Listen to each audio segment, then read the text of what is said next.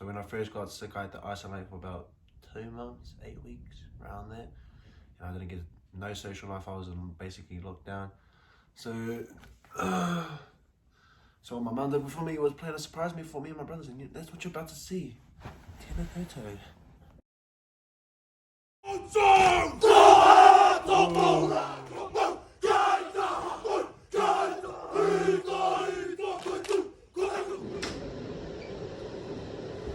Oh, what?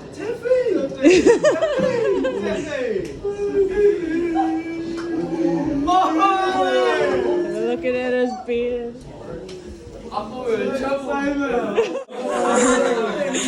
was like, hey.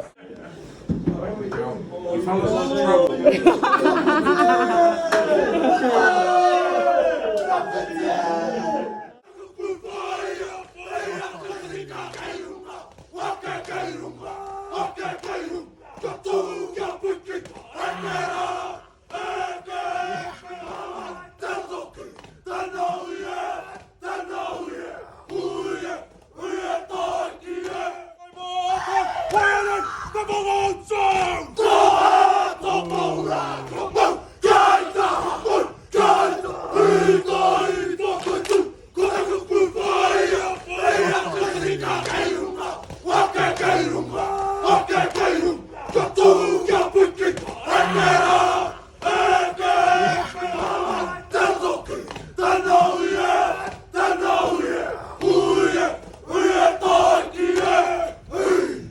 Shut up, boys.